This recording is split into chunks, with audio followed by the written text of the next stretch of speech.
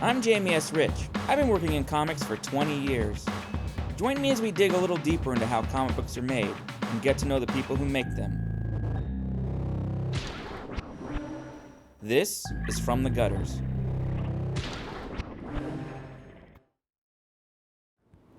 So today we're coming to you from the studio of Dave Stewart, the Eisner Award-winning colorist, probably best known for working with Mike Mignola on Hellboy for the last decade or so, colorist of Umbrella Academy, Darwin Cook's The New Frontier, just about anything you can think of, somehow Dave's maybe colored some of it. So thanks for having us down here today. Absolutely. I'm actually really excited to talk to you because as I've told you, I feel like colorists are somewhat of a misunderstood and sometimes even underappreciated element of our industry, in that people don't see, like, you know who drew it, you know who wrote it, but you don't always know who colored it. Do you feel that that's the case, or are you because you're the guy everybody knows? Yeah, probably. I mean, it's sort of more integral to the creative team, like bringing, like, we're coming after everything has been written and drawn, so like our job is to sort of support everything that's come before and to support the storytelling and to make the art shine, the best that we can, to not overwhelm anything. And yeah, because in a way, if you're really good, you're somewhat invisible. Yeah. But if you're really bad, you're totally not. You stand out. Yeah. You really get noticed if it doesn't work. So what's the point where somebody says, I want to color comic books, that becomes your artistic? Yeah, it was well, my path, I wanted to be a penciler, but I loved comic art, and I was always trying to figure out how to color my own comics when I was a kid. Like, I had little marker airbrushes that I would do blends with to try to make it smooth and stuff. But yeah, I had no intention. Like, I was probably like everybody. Like, I really didn't understand coloring at all, and I got a design internship through Portland Community College at Dark Horse through one of my instructors, and was sort of introduced to coloring there. They decided to hire me on as a color separator, somebody who worked in the computers to interpret these hand-painted ink wash guides that the colorists would create. And that, it just kind of turned into a regular job, and the creative stuff started coming after that as I started learning more about the craft and the process of it. And then, eventually worked into coloring as colorists sort of started doing their own thing, their own separations, and Photoshop kind of came onto the scene. And were you still on Dark Horse's staff when you started coloring? Because they were one of the only ones at the time that had their on-staff coloring department at the time. It's like Matt Hollingsworth came out of there, and Pam Rambo. Yeah, I was. I had transitioned into their service bureau, and then moved. I was doing like special projects in there and starting to, I think, demonstrate that I could, color my own stuff or color on my own. And eventually, I think they made me like kind of a creative director over the coloring department, and I started doing my own projects there. So it was, I think, one of the first ones that I remember taking on myself, like, was the mask. But I was sort of setting up the coloring guides digitally then, and the coloring crew was interpreting those, and they'd give them back to me, and I'd work on it a little bit. And that was when I think I started realizing that I wanted to, pursue the creative side of that. So backing up a little bit then, so you grew up reading comics and drawing your own, or? Yeah, I'd grown up loving comic art, and my parents were kind of on board for a while, and we were all very religious, and at a certain point they decided that comics weren't good, so they took them away, and I just started drawing my own. I started making up my own stories and stuff, and in college I started looking into comics again for the art, and that was when I kind of renewed my interest, and and definitely showed that side of my creativity in my design classes at PCC, and that's where the instructors took a notice. Where were you before you moved to Portland? We lived all over. I was born in Boise, Idaho, and we moved to Wichita, Kansas. And I think from there we moved to Walla Walla, Washington for a little while, and then back to Boise. And then I guess we jumped to Spokane, and then I ended up in Portland. So. Was all that moving part of why you were sort of seeking an outlet like comics, or seeking some kind of creative world to be a part of, or? Yeah, I was very insular. I was homeschooled at grade 7, I think, is when they started, and it was kind of good because you were moving so much, but I really started, drawing and being creative because I just had all of this, didn't have a lot of friends, and just took that time to kind of create my own worlds. And what were the comics, I guess, that you, before they were taken away, that had inspired you? I loved the Judge Dredd stuff. Maybe that's why they were taken away. Scout, Timothy Truman. Oh, wow. Yeah, and Stronum Dog. I love that stuff. And my brother and I were into G.I. Joe, so got all the G.I. Joe comics. But you were really getting at some of the outside alternative stuff in the late 80s. And yeah. I remember Scout.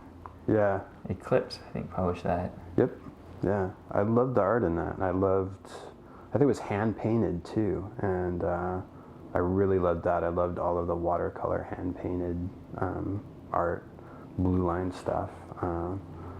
But yeah, the art just sort of spoke to me in that stuff, even more than the stories and that stuff.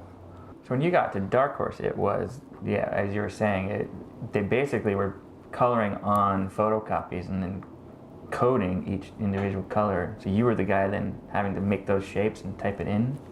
Yep, yeah, and that process was a vector, or that program is a vector-based program, so it was kind of like an Illustrator where everything was, you would make a polygon and your shapes, you could blend inside of them or stack them a certain way, and everything kind of had that look at that time, that Spawn, image sort of look. And then you had to sit with editors like me who go over page after page after page. Fix this little green spot. But I guess Dark Horse, though, seems like a very natural spot for you given what you grew up reading. It's a lot of what they were doing and had picked up. Part of the reason I asked about Kamiko, or even like the first comics, like they'd picked up the Badger and Nexus and a lot of those properties, because I think that's kind of when Dark Horse started. It was right at the tail end of all of that. Yeah. It was a nice fit, and when I was on an intern there, they started up the Legends imprint, and just seeing Art Adams again, and I didn't really know Mignola's work up to that point. Like when I was a kid, I got that Rocket Raccoon comic that he had done, and really loved that. It's a completely different style of art he had. So when I started seeing the Hellboy stuff come out, I was like, wow, that's really amazing. So I think I discovered him when he took over for John Byrne on Alpha Flight. Yeah. And I was just like, I don't like this. This is John Byrne. John Byrne created Alpha Flight. So it was weird. Then later, they were both in Legend, and suddenly I was like, oh, this Mike Mignola guy is way better. So how then did you get connected to Hellboy eventually?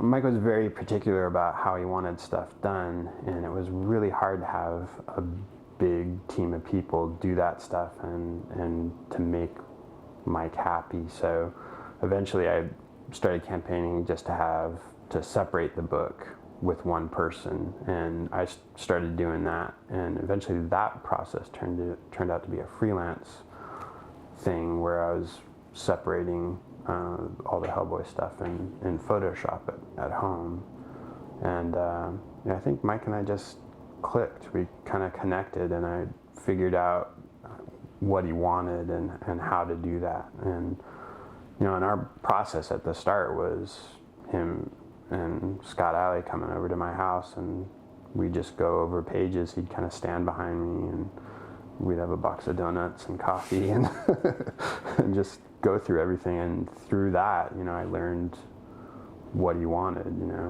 Yeah, because his style has a minimalist element to it, but at the same time, it is so particular. Yeah, and he draws with color in mind. Like, he designs a page, in a very specific way, and most of the time he kind of knows what he wants. And we have a shorthand now, and I've been working long enough that I can kind of spot that stuff also. But when I first wanted to try to separate his stuff, like, I did a sample for Scott, and it was this completely over-rendered, right. Like all airbrushy looking stuff. And so do you find every new project you take on, you kind of have that learning curve all over again?